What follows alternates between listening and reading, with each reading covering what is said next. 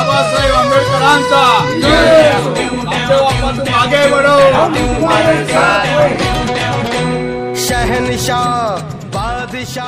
मी प्राध्यापक मोतीलाल सोनवणे, संस्थापक अध्यक्ष आदिवासी विकास संघ महाराष्ट्र राज्य। सिंदखेडा मतदारसंघामध्ये आप्पासाहेब नामदेव येडवे हे शिटी या चिन्हावर उभे आहेत, म्हणून सर्व बहुजन समाजाने, त्याचप्रमाणे जे आदिवासी असतील, SC असतील, NT असतील, तर यांनी जास्तीत जास्त मतदान करून आप्पासाहेब यांना निवडून द्यावं। त्याचप्रमाणे आप्पासाहेब यांनी गोरगरिबांना जे खावटी योजना त्यांनी मंजूर करून दिलेली आहे, त्याचप्रमाणे अनेक लोकांना शबरी घरकुल योजना देखील त्यांनी मंजूर करून दिलेली आहे।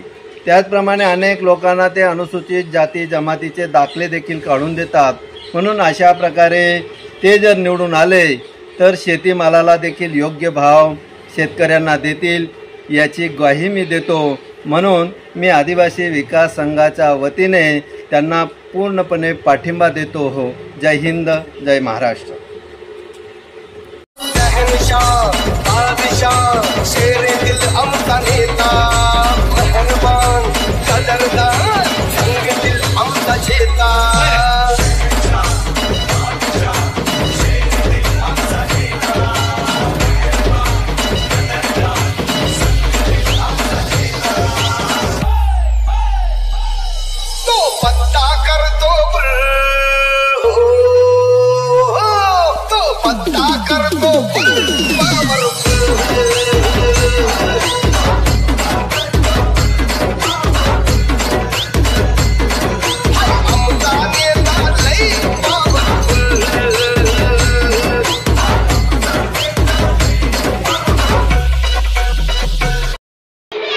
जे पुढे सिंदखेडा मतदारसंघामध्ये आमचे नामदेव आप्पासाहेब येडवे हे सिटी या चिन्हावर उभे आहेत। आमचा उमेदवारी देण्याचा एकच उद्देश आहे, येथील जो स्थानिक जो स्वतःची मक्तेदारी राजकारणाची समजतो असा जयकुमार रावल याला श्रेय देण्यासाठी आम्ही हे आमची उमेदवारी दिलेली आहे।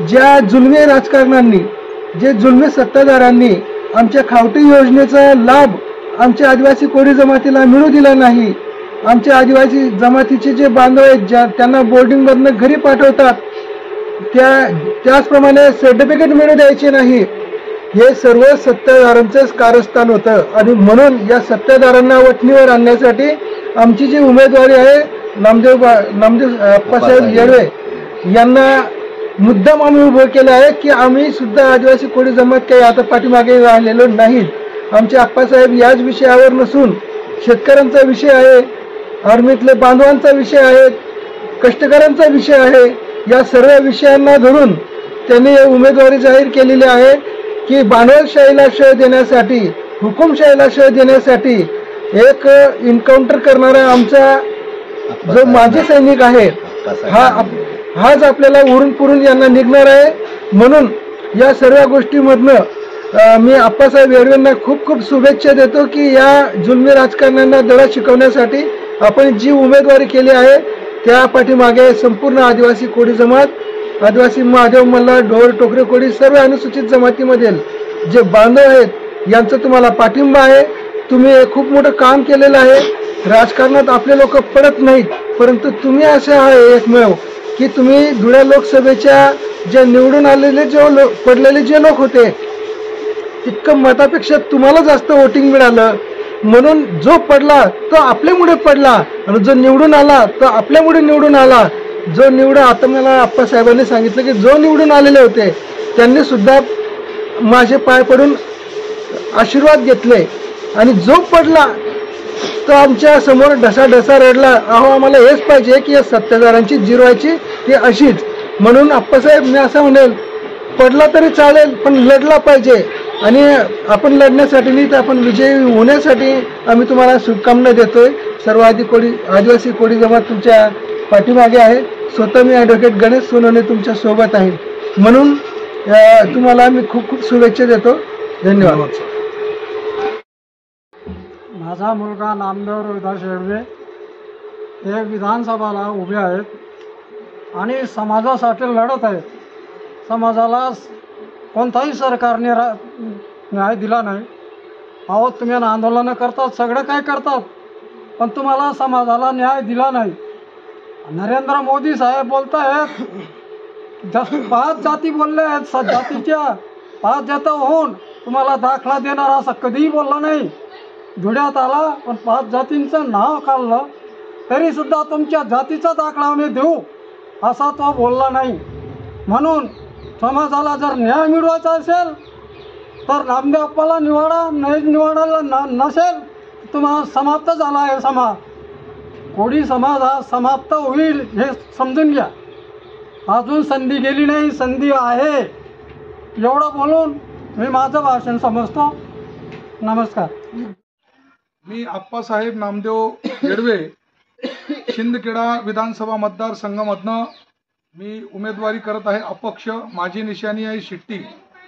पहिले तर माझ्या समाज बांधवांना, शेतकऱ्यांना माझी हात जोडून विनंती आहे की या शिंदखेडा विधानसभा मतदारसंघामध्ये आमदार नवा हवा आहे आणि काहीतरी बदल हवा आहे.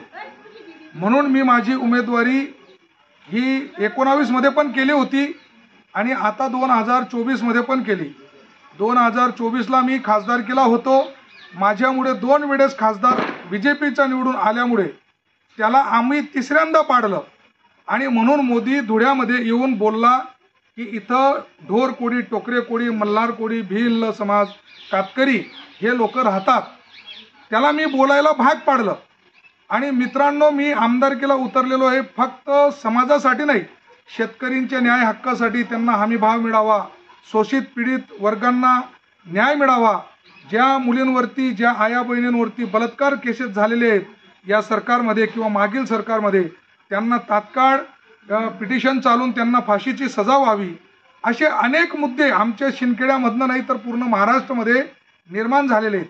आणि महाराष्ट्र हा आरक्षणाच्या आगमध्ये जडता महाराष्ट्र या लोकांनी उभा केलेला आहे. आणि या भारत देशाला हिंदू मुस्लिममध्ये बटवारा करून विभाजन करण्याचं काम राजकारणी लोक करत आहेत.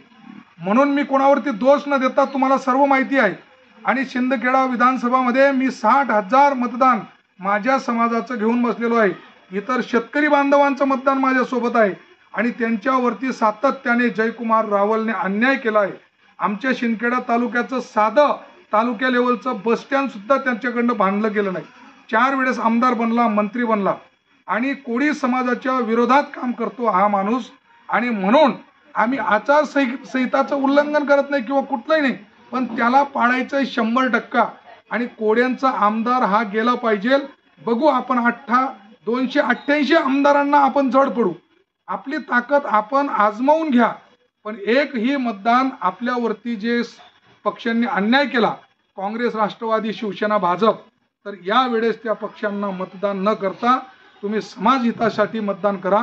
आणि तुम्ही, मी पडलो तरी मला मंजूर आहे, परंतु एक वेळेस तुमचं टोकरे कोडी किती जमात राहते इथं ते एक वेळेस शासनकर्त्यांना दाखवून द्या, हे माझं म्हणणं आहे. म्हणून मी प्रचार फेरीला प्रत्येक गावाला, आपल्या शिंदखेडा विधानसभामध्ये 244 गावं आहेत, सर्व गावांना मी 5 मिनिटं भेट देणार आहोत आणि सर्वांच्या समस्या मी जाणून घेणार आहोत. काही समस्या मला माहिती आहेत आणि काही समस्या मी नवीन ज्या आहेत त्या मी जाणून घेणार आहे. परंतु एवढं निश्चित, ज्या खासदारला मी पाडलं लोकसभेमध्ये, तर या आमदारला सुद्धा मी 100% पाडणार आहोत. माझी भूमिका ही पक्की आहे. माझ्या समाजावरती जो अन्याय करेल तिथं मी जागा महाराष्ट्रामध्ये दिलेल्या आहेत आणि तिथं पाडण्याची भूमिका तर अवश्य घेऊ. निवडून जरी नाही आलो पण आम्ही पाडू शकतो त्यांना. अन्याय करणाऱ्यांना आम्ही सोडणार नाही. या माध्यमातून आम्ही तुम्हाला सांगू इच्छितो. म्हणून बांधवांनो, आपल्या मुलाबाळांच्या भविष्यासाठी मला मतदान करायचं आहे. आज तुमच्या मुलाच्या हातामध्ये जातीचा दाखला नाही, वैधता नाही, म्हणून तुमचा मुलगा इंजिनियर, डॉक्टर, चांगलं उच्च शिक्षणमध्ये जाऊ शकत नाही. तुम्हाला शिक्षणापासून सुद्धा वंचित केलं.